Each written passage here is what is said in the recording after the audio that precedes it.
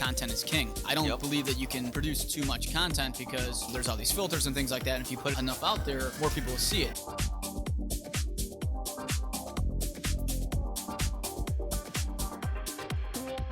Welcome to Matt Laricy Project. This show about all things real estate, business, marketing, and entrepreneurship. Each show consists of myself, Matt Laricy, a member of my team, and a guest. This week, we don't have an MLG member because we have two guests on today. And Season 2, Episode 7 is DC versus Chicago. And we got the boys from DC to talk about what's happening in the DC market. Barak Sky from the Sky Group. Barak, how are we doing today? I'm doing well. Thank you. Barak is one of the top agents in DC and is in the top 1% for sales nationwide. And with him, we have Boomer from Foster, Boomer Foster of Long & Foster. And Boomer, you're the president of Long & Foster. What, 16 offices you're managing? Oh, no. We've got 230 offices and about 10,000 agents. Shit. Okay, so you missed by a little. That's a couple more than 16. 200 offices, man. So we appreciate you guys coming on the show. How's Chicago been to you guys so far? We haven't been here very long, but so far so good. It's a beautiful city. Yeah, we hit up the rooftop at the London. The London House? London House. Yeah. You got it. Yeah, you got a good skyline view there. So far, so good. Yeah. So you guys, I've known Barak for years now. And how long have you been in the business? This is my 10th year. Your 10th year in the business, and we won 30 under 30 in 2013. Together with your now wife. Yep. Who I graced the cover with. Yep. What happened there? How did you get the cover? Not you. That should have been an easy decision by whoever was making that choice. Yeah. That was definitely when we got home. I was like, I was so bitter about it for so long, but I tried to play it off like I didn't care. Well, yeah. Was there like a fight in this relationship about her getting on the cover and you not getting on the cover? No, he knows who's boss. Yeah. That's true. And you have a team out there. How many people do you have on your team in DC? 8. I have 8 people and 2 full-time staff. Okay, so about a 10 person staff. 10-person setup, yeah. And how much business did you guys do last year? Like 96 million. Wow, so that's a lot for just a little group. Keeps you guys kind of busy. Yeah, and the whole team is brand new essentially. So it was the volume wasn't really spread out that much, and now as the agents of my team are growing, the volume is this year we should blow by 100 million. So wow, that's great. I mean, it's a learning experience when you're starting a team. You got new guys. Oh, yeah. Trying to figure out what works and what doesn't work for you. And Boomer, how about you? How long you been in the real estate business for? I quit practicing law around 2005 and came in as an agent to my family's business, Long & Foster, and worked from agent to manager to regional manager, and then ultimately to president in 2014. How do you like real estate compared to law? Do you see a huge difference?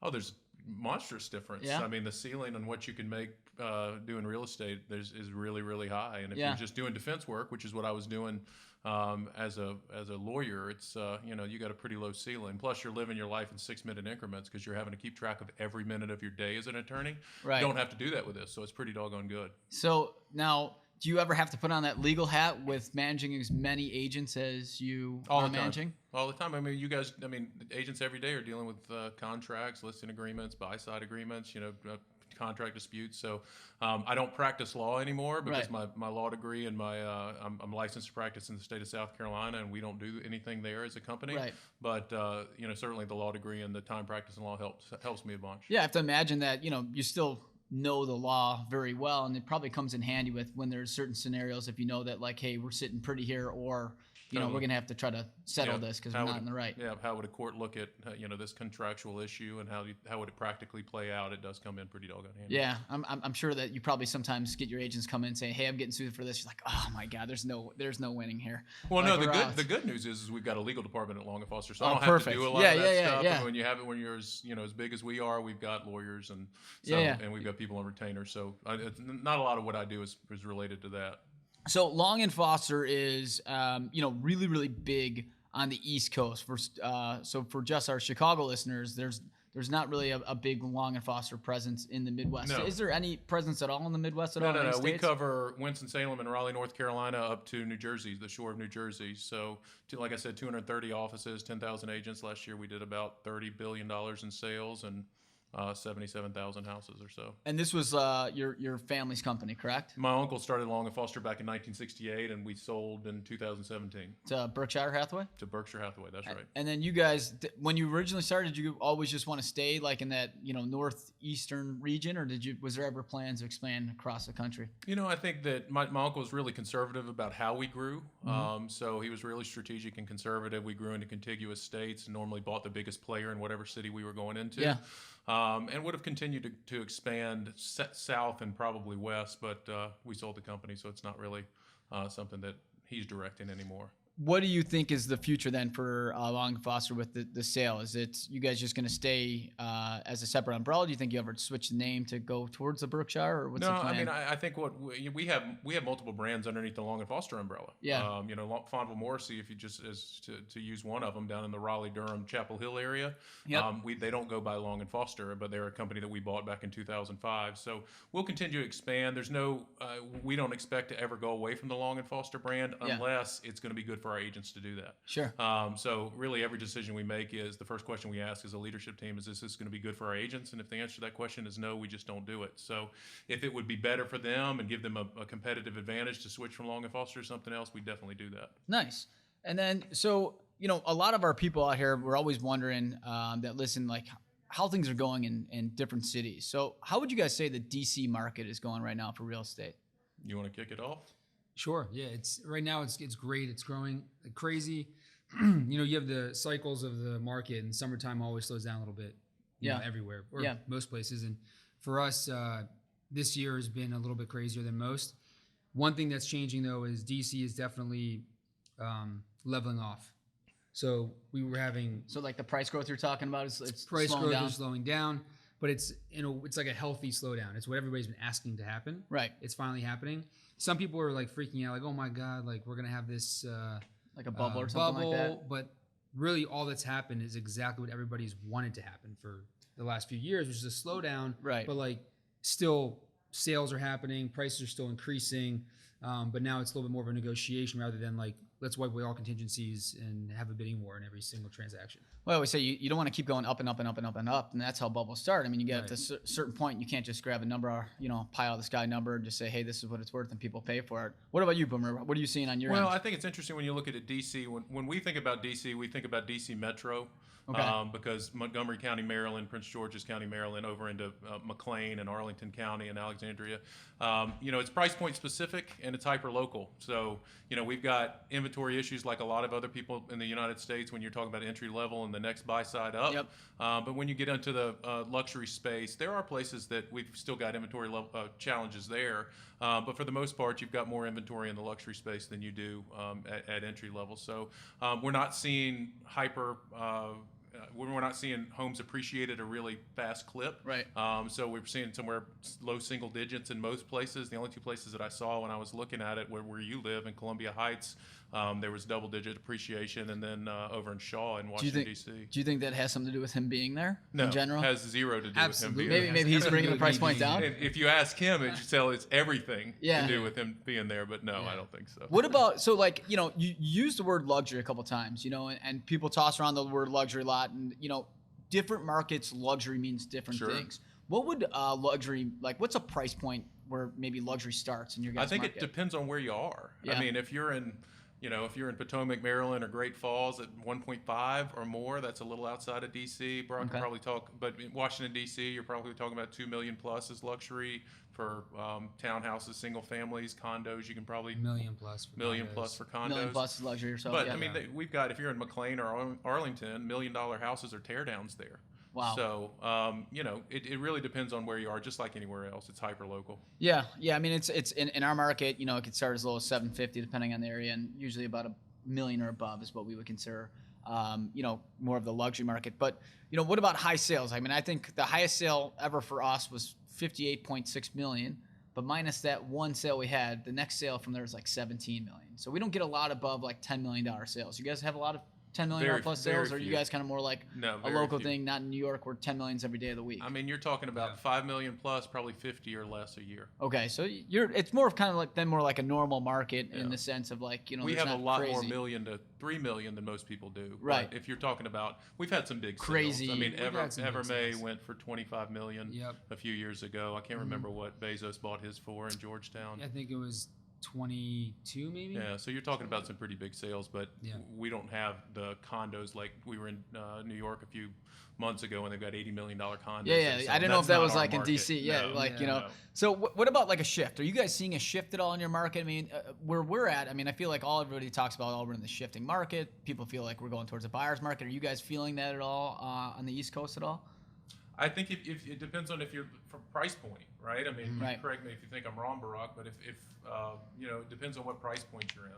If you're in the upper brackets, then you know buyers have a lot more leverage than they ever had before. And if you're in entry level or the next one up, you're multiple offers, escalation clauses. There's not enough houses to meet that need.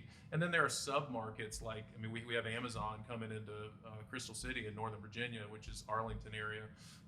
Their inventory at all price points is down 50% year over year, and that's 50% from an already depleted inventory. So, you know, it depends on where you are for the most part. So you know, and going off of that, because Amazon effect, you know, you read a lot about like what happened in New York when they pulled out and stuff like that. How much has Amazon affected your guys' marketplace? Like, are you seeing a big spike in people coming there? Or? It's affected Alexandria City and Arlington County so far. We haven't really felt it in Fairfax County, Montgomery County, Washington, D.C., but that little enclave, we saw the immediate effect was that announcement was made in November of last year. Right. We saw most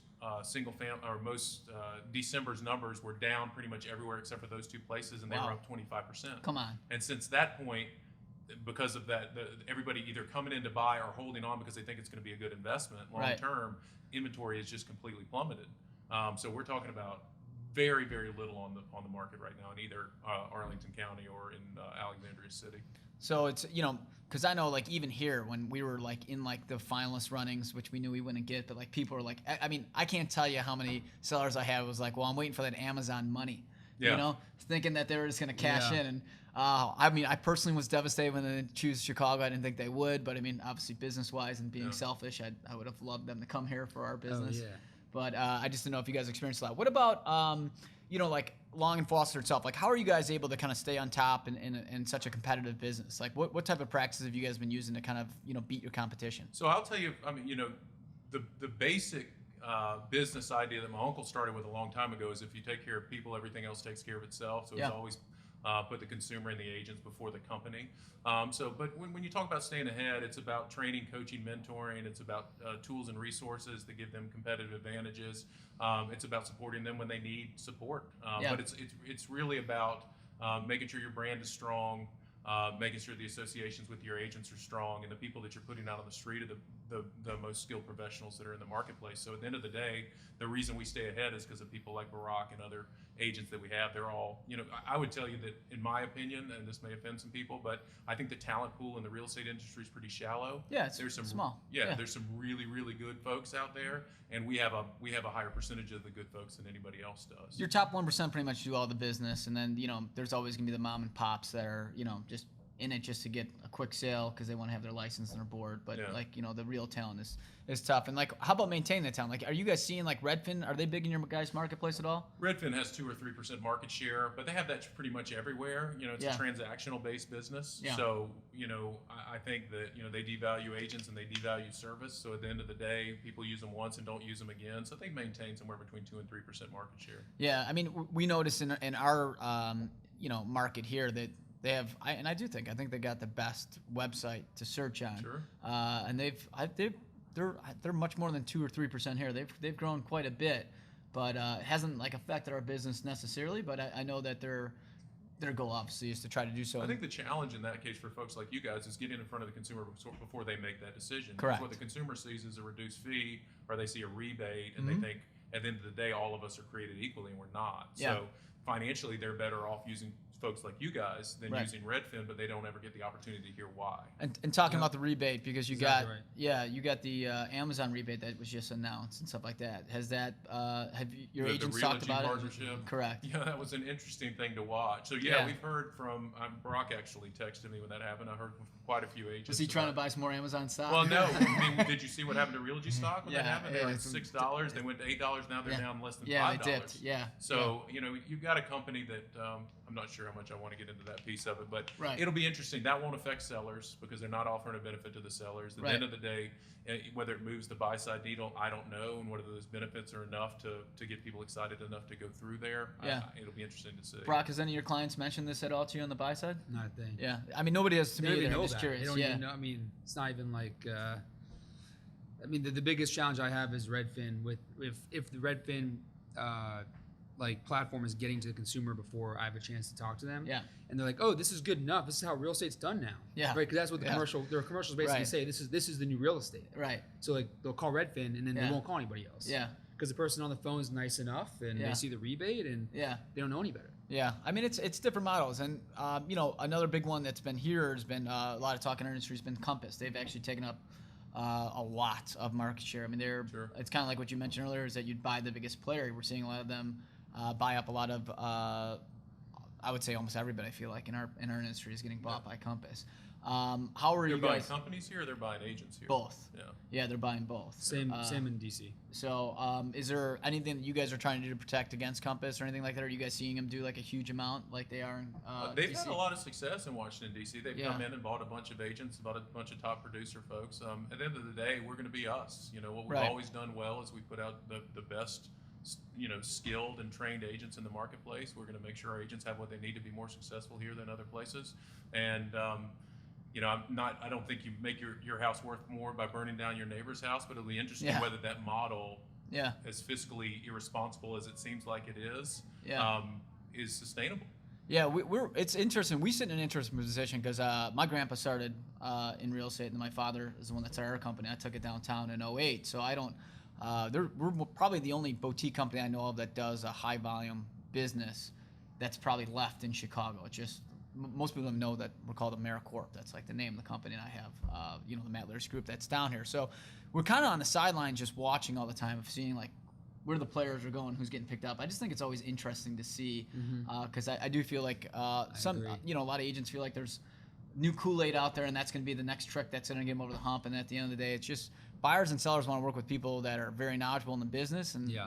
that they like, and that's really the big difference. Well, we're not seeing associations with that company move the needle from an agent's production perspective. They've taken Yeah. more market share because Yeah, yeah. they've got more agents doing the business. But Right. the agents that go over there, we don't see them going from where they are to some $5 million to $600 million and for the most overnight. part, what we see is them doing less business there than Yeah. what they did with us. So it's not a magic pill or a silver bullet. Yeah.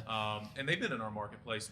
DC was the second place they came from New York, Wow. so we've been dealing with them since 2014, 2015. Wow. So but you can't just sneeze at what they've done. It's Yeah. pretty impressive. Yeah, well, I mean, I think people always, agents in particular, always like what they think is shiny and new until they find out Sure. what it is, and then they flip ship again. Look, there's so. been a boogeyman in every decade. I mean, Oh, Merrill yeah. Lynch in the 70s, Remax in the 80s, Keller Williams in the 90s. Yeah. We've been around for 52 years, so we've been here before, we'll be here after. Yeah. We're just going to do business the right way. I always compare it to forsalebyowner.com. If you remember in the late 90s, everybody said that there wouldn't be realtors anymore, and Yeah. because forsalebyowner.com came out, and everybody's like, oh, that's it. And then 5 years later, it was nothing after the dot-com bubble burst. And now you we know? have like the Redfins, we have Right. Purple. There's always gonna be Bricks or something something. I new. think Yeah, Purple Purple Bricks Bricks already is They already gone. rolling out. already went to Yeah. bankrupt. But it's So. interesting that the for sale by owner, the CEO of forsalebyowner.com used a real estate agent to sell it. Right, exactly. Sell it So, out. and that's So- my point. There's always they always use these scare tactics. So, Yeah. what about like on a business standpoint? International. Are you guys seeing a lot of international business come into you guys? Do you guys deal with like a lot of different international buyers and sellers and stuff? So it's not as much as if you look at San Francisco or New York. Yep. We are a melting pot around Washington D.C. It's a very cool place to live, and we do have obviously people from other countries coming in, but it's not a large percentage of what we do. There's not like you wouldn't say there's like one country where you're just like, hey, China's been like buying No. up half our. No. Okay. No. Actually, do you know who the number one international buyer is in DC? Like what country? Is I would bet it's China. okay. I'm just curious. Here, Yeah. do you know who it is here in Chicago? Who? Take a guess. Come on, just one guess. Ghana. I'm just that's a joke. I'm kidding. That would be actually, I that would have be, no yes, idea. that would be No awesome. idea. Canada. Really? Canada's number one. Well, There's that nothing shouldn't be sexy about it, surprising. right? That's your Yeah, neighbor. yeah, I know. Like I was hoping it was like India or something like a, Yeah. exotic. It's just it's Canada. Number 2 is Mexico. You know Yeah. what I mean? Like there's nothing. I mean, we do have a large international buyer. I mean, 35% of my business is international out of states. We do a lot of it, but you don't see.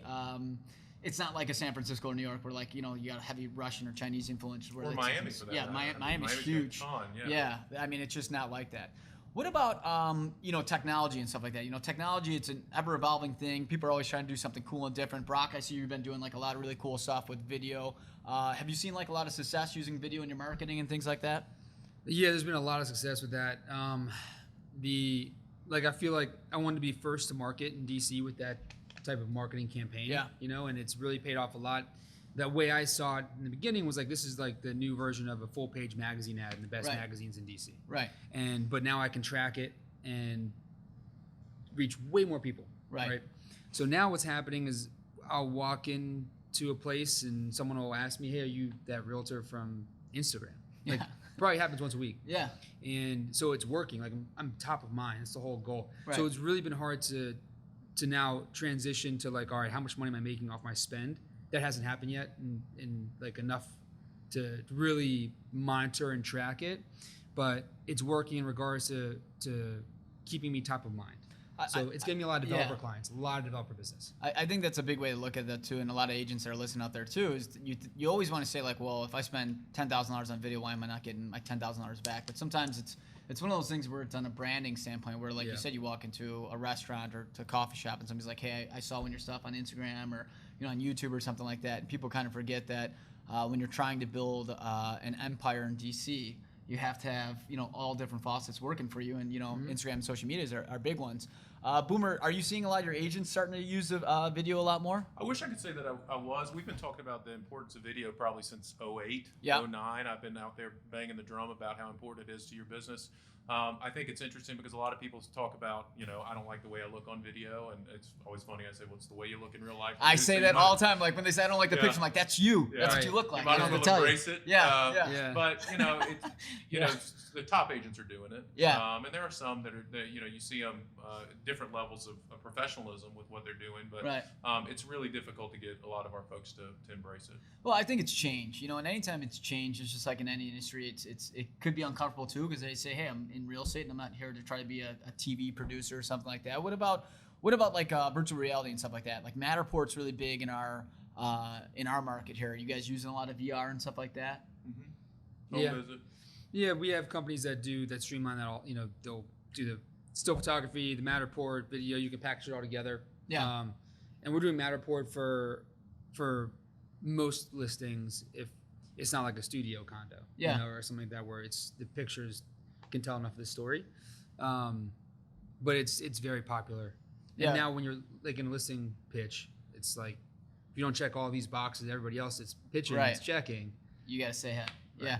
I mean, I would say about 15% of listings in Chicago are using about Matterport now. So it's Or getting probably more than that. Yeah, it's getting up Yeah. there. We do it on every listing. We have been for a while, and I always wonder though, because it's hard to measure to see if anybody actually clicks on it. But I know that I personally like looking at it because sometimes I forget about what's in a corner. So when you're kind of Right. negotiating, wait, we have this, and it's easier to kind of move around. Right, wait, those chandeliers were there. Yeah, exactly. And what about social media? How much has social media changed your business? I know, Brock, you mentioned that you're on the gram and people saw you through a video. Would you say that's changed your business a lot?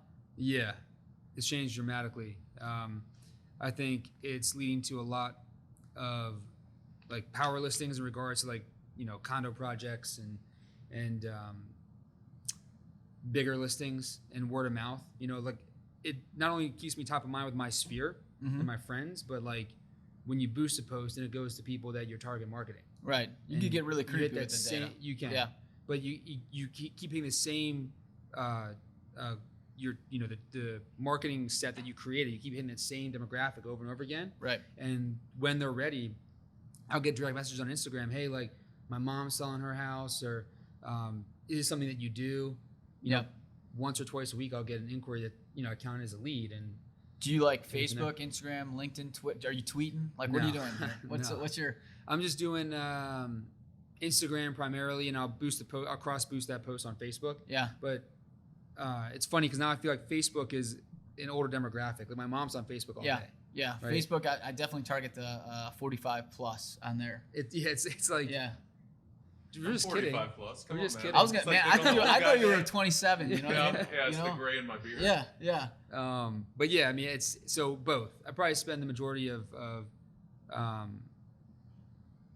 like marketing on Instagram. Yeah, it's you know, it's a big way not only to promote listings but also to promote yourself in a way without, you know, I'm the type that I don't like to ask for business. I'm like, hey, don't use me to buy or sell. I'm more like a show me person. Like you could see that I'm in business. That here's the videos we're doing. Here's all the stuff that we're up to, and people kind of now see that as part of your brand.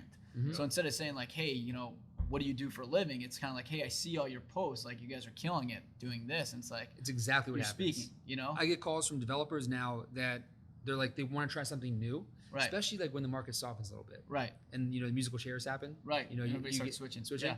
So like I'm getting these calls like, we're not, we like our broker, but we like our agent, but we've been seeing you a lot on Instagram and we've been hearing your name a lot. Would you be interested into taking on like this 4-unit building? Right. And it kind of gets your foot in the door though for that interview. Right. What about a Boomer on your older clientele or older agents in the business itself? Have you guys been trying to coach them to try to switch over to it, or you try to coach them, but you talk them through why it's important to their business and, Right. and what it means to actually do it, because it's not as much. It is important to your business, but your focus is not. It's really more about getting involved in the conversation and telling your story. Right. But I'll tell you, from a company's perspective, it's changed what our focus is from a marketing viewpoint dramatically. Because used to, as before the internet, you're talking about newspaper ads and get home from church on Sunday and you got the home show or whatever Right. it is.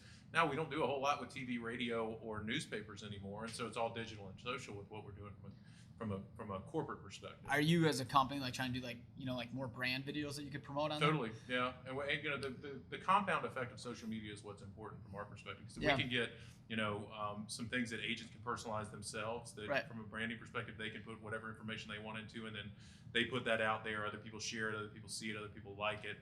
The compound effect of 10,000 agents putting an easily changeable. Like a stock video yeah, that yeah. they could add their name Well, to. whether that it's a they could add. video or just whatever it is. Right, like So, a graphic or something. Yeah. Do you guys have your own now? Do you have like a role just for social media We do. at your company and stuff like that? Yeah, part of our marketing department is completely just focused on social media. Yeah, it's actually we have somebody they're in-house but they work remotely. That when you're interviewing people for social media positions, it's just I would say that a good video actually, and Julian, take note of this for the future, would be interviewing people who are applying for the social media role, because it is actually the questions that they come up with are pretty hysterical. But what about data? Are you guys kind of getting into data at all, like buying up data, like learning people's information? I mean, anything at all like that? So the answer to your question is yes. We believe, just like everybody else, that data is the new currency. Yeah. What do you do with it? Right. That's the big question. Well, yeah. So the challenge is, when we talk about who we are as a company, we talk about being a company of trust, family, and excellence. And trust is the most important thing in our company. So, agents are very protective over their data, and they want to know what's going to happen to it and what you're going to do with it. So we don't ever want to be in a situation where we're looked at as competing with our agents. But we do believe that we can help make an agent's job easier through, whether it's through AI or predictive analytics through data, and then ultimately through monetizing data through other streams of revenue through other businesses that are higher margin businesses. But it's more about a partnership with our agents, because that's where all of our data comes from. So right now we're in the process as a company of putting our data into kind of one place, whereas we've got a whole bunch of different businesses that all have their little data ports. The general brokerage has more than everybody else does, but yes is the answer to your question. That's a long way of saying we're looking at it. Yeah, I mean, I've been working on it. Yeah, I've been really big. I have a knack for finding technology and kind of getting in front of a lot of the stuff. I've been really big on getting involved with predictive analytics, and I'm yet to find a good way to go about it yet. We haven't seen that increase. There's plenty of things that are out there, but Yeah. we haven't seen that increase the close rate or increase the likelihood of you actually picking up a piece of business. We can tell you that the likelihood that somebody's going to move from this house in the next 6 to 12 months. Right. But at the end of the day, we're still seeing those people choose through referral Right. or otherwise the agent who they're going to go with. Right, right. So how do you take that data and actually turn it into something? Yeah. No, I totally agree. What about voice marketing? Are you guys getting into voice at all? Have you guys tried using anything at all with voice? No. Internally, Yeah. but not to the consumer. It's a big thing. This is a big idea I have that I want to get into because I think in the future people are going to walk in and people aren't going to search anymore. I think people are just going to naturally say like, who's the best realtor in DC and how does Barak be the first one that they mention? Yeah. Right. So how are you going to be that guy? Like, I mean, I don't know how it's going to work, but I feel like it's probably going to be a pay to play, but I'm just always interested. I don't know if anybody's doing anything with it yet, but I always ask people because I want to try to get involved with from it. Directionally where that's going because I mean I had FiOS. I've had FiOS over the years and had it just put in a house that I recently bought. Yeah. And the remote controls on FiOS now, that's one of the only buttons you have. Yeah. Because you've got to tell it where Yeah. to go. You can still get to a guide, but you Yeah. don't have all of those other buttons anymore. It's the voice command. Right. So I'm just curious. You know what I mean? Like I ask everybody this because like selfishly I also want to get like heavily involved with it more, Yeah. but I just don't know how it's gonna work. So, and speaking of technology, what about Zillow? Was Zillow big in your guys' market? Because most realtors are very scared of Zillow for some reason. Are you guys involved with the company? So big from what perspective? What's that? Big from what perspective? Like, do you guys see? Is it a highly trafficked website in your market? And do agents spend a lot of money on zip codes and stuff like that out there? Yeah. Ross, you're big on it, right? Yeah. Yeah. How much would you say on average you spend about a month? Or if that's too personal, you don't have to answer. I'll tell you, we spend $26,000 a month. Yeah, so it's a big. I mean, we're at 42. So I mean, it's a big. Yeah. It's a big We're number. seeing a lot of folks drop off away from it, though. I mean, the number of really qualified leads that are coming through it and the experience that a lot of our premier agents are having has not been what it was in the past. 100%. I increased my spend because of that. Yeah, I agree with that. On both fronts. Yeah. You know that people are. The problem is that like in my market, you don't get that many $4 million leads. Okay, my two biggest sales did come from it, but I will say. Mine as well. Yeah, but you have to make it profitable. You have to work the $150,000 to $300,000 leads, and you have to close those. Otherwise, you can't. In my opinion, at least in our market, you can't turn a profit unless you're closing those. 150 to 3, and like those are the hardest ones to convert, and those are the hardest ones to work, and the hardest ones to get to close. Yeah. And I think that's the only way to do it. And if you can, we made a business out of it when it first came up, but now it is. I feel like it used to be every dollar you spend, you got 10 back. Now it's like for every dollar you spend, you get like $1.50 back. I think they're better leads now with the new system. With the switch over, you like it better? I like it better. Well, My team likes it better. I mean, the instant offer platform that they're doing with the buy it now buttons like Redfin's doing. Yeah. So I'm not sure. Well, I learned a little bit more about that. friends. Well, I guess who really knows, but so our rep flew down. He flies down like every other month or third month and meets with us. And Zillow's now doing this tour. Have they come to Chicago yet? They just did it. Okay. Like last week. I didn't go, but we did a private lunch with our guy, and then we went anyway. But we just heard what he told us, so that was a waste. But so the instant offer, the iBuyer platform, is going to come to DC in the next probably 15 months. Yeah, they're going to attempt it, but the pitch to me was that it's to provide us more leads. So that was the whole idea a few years ago when they first rolled it out. I think in Nevada and parts of Florida, they came out in Arizona. Yeah, you're right. Yeah. That's right. And they came out and they said, hey, this is about giving. We sort of own the buyer lead online platform. Yeah. We'd like to own the seller lead online platform. And I think my understanding is, I don't know how beneficial it was to the consumer. I know that it's not beneficial to the consumer because at the end of the day, they take a lot less if they go through the iBuyer piece of it. But I'm also not sure how many leads were actually generated through it. So they don't think it'll be that successful in markets like DC, but they think it'll be great in providing seller leads. If they do end up buying a house, they say they're going to pay a commission on the way in and a commission on the way out. So I don't want to debate it, but I would say this: last year they bought 5,000 homes over the course of the year. This year they want to buy 60,000 homes. Yeah. Which they are going to have to place those leads once everything's done to the home on an outgoing. Right. But that's a pretty big step in the direction of cutting out some of us. So my biggest theory on this is that I think it's going to be one of the biggest reasons why some of these companies are going to fail, because what people forget is that like everything is great when the economy is great and the market is great. But when things shift and you don't have a great economy and we hit a recession, I mean, I don't know about you guys, but houses still cost money when they're vacant, right? So you're going to try to sell for a 2 to 5% discount. And Brock, you go on a lot of listing appointments. I've never gone on one and I'm like, hey, let's sell for 5% less, and my seller would be like, of course. So Because that's I'll not make it just easy. Zillow. That's Open Door. That's all all of them. buyer. So because essentially what they are is glorified flippers. That's it. So they come in With a different the name. Consumer gets Right. the Absolutely. consumer gets a raw deal on what Right. they ultimately get. Right. And they've got to get that thing sold at a margin. They've got carrying costs and other Correct. ones. And I think Warren Buffett once said, he said, when the tide goes out, you find out who's got a bathing suit on. Right. You're exactly right. When the markets shift, the markets contract. There's going to be a lot of people standing there with it.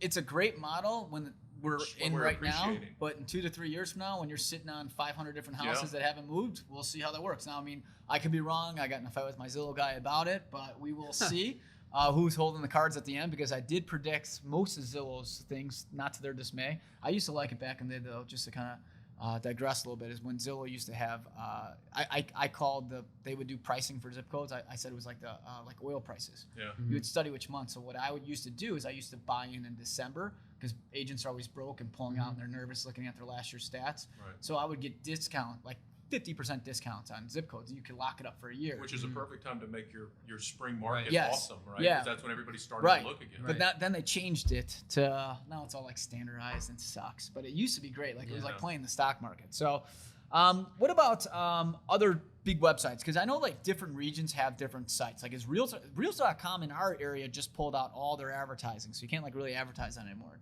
Are they big on your guys' We don't see area a at lot all? of Realtor.com around where I have we are. like a very small spend on Realtor.com. It's more just like to do like, the premier agent to just buy your listings back. Yeah. That's really all I'm doing. Small buyer spend on Realtor.com. So not huge. What about, kind of finishing up on a couple of questions in the market. How do you guys see the rest of the year going for DC and DC area, I should say as well?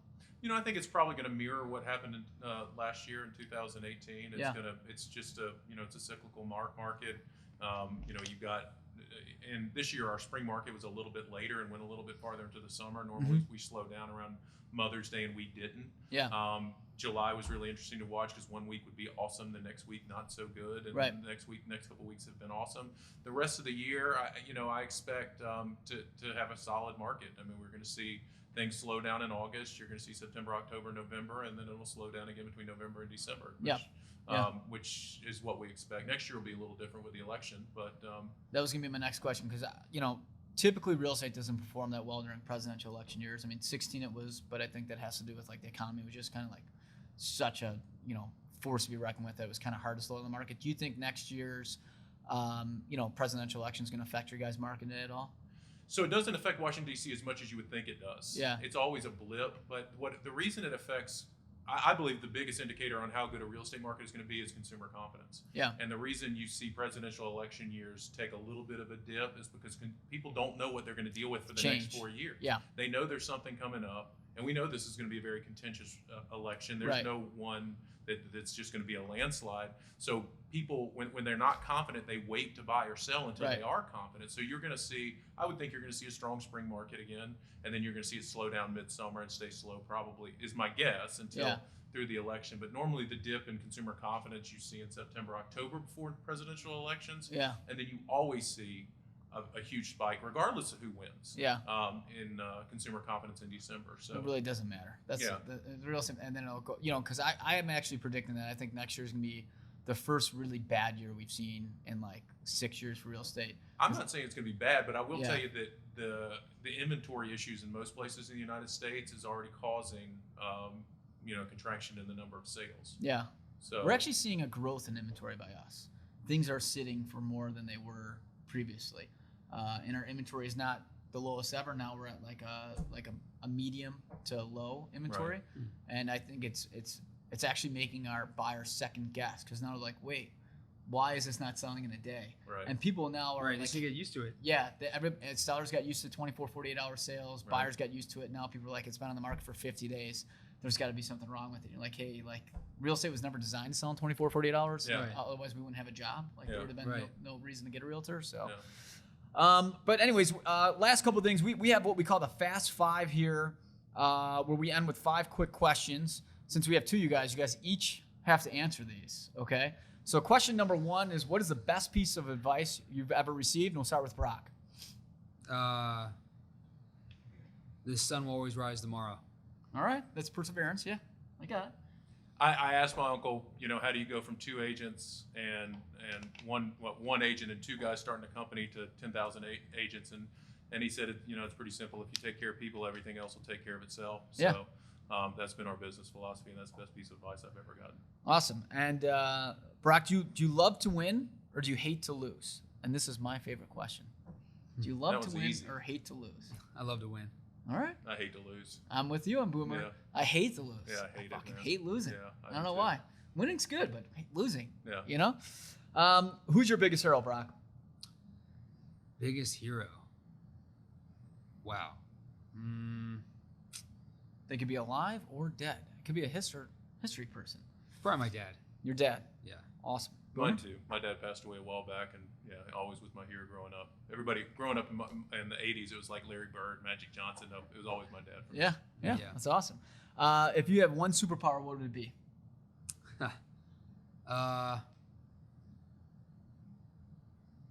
Fly. Be able to grow taller. Yeah. Mr. Fantastic. Fly probably. Yeah. I don't know. That's X-ray vision. I don't X-ray know. vision. Yeah. All right. Now we usually ask what makes you Chicago, because most people are from Chicago. So since you're from DC, we're gonna say what makes you DC. Like, what's the thing that everybody does in DC that you're like, that's me? Man, DC is such a mixed bag of like people from everywhere. Do you put ketchup on your hot dog? I do. Okay. See, here we go. This is a mustard place, Yeah. isn't it? Yeah, it's only mustard. But I I know put about both. I like food. both. Ask me a food question. Yeah. Nothing. Man, what makes me DC? That I'm actually from I'm from there. Yeah. I wasn't like a transplant. Most people are not. Most people I would say probably are not. Yeah, I mean, DC is a very transient place, and that's probably what makes me DC, because Yeah. I move all the time. Yeah. I've moved a bunch of times in the last 10 years. So. All within all these little states and everything like that. Well, not within, all within the DC metro area, but Yeah. just moving to different parts of Virginia or whatever. Nice. Yeah. And where can people find you guys, and what would you want to plug? Brock, we'll start with you. You can find me all over the internet, but I would say Instagram, just at my name, Barak Sky, BARAKSKY. All right. Boomer? You can find me at longandfoster.com. I'm kind of behind the scenes, so I'm not putting my face out there. I don't go to restaurants and have people come up and say you're an Instagram king. So, Oh, man. Maybe next time. Maybe when I grow up, Yeah. When you get... everybody's got to have a hero, and Barak Yeah. is mine. All right. So make sure to tune in to our next episode and subscribe to our podcast. Thanks for listening to the Matt Laricy Project. Make sure to subscribe to our podcast, follow us on Instagram, and like us on Facebook.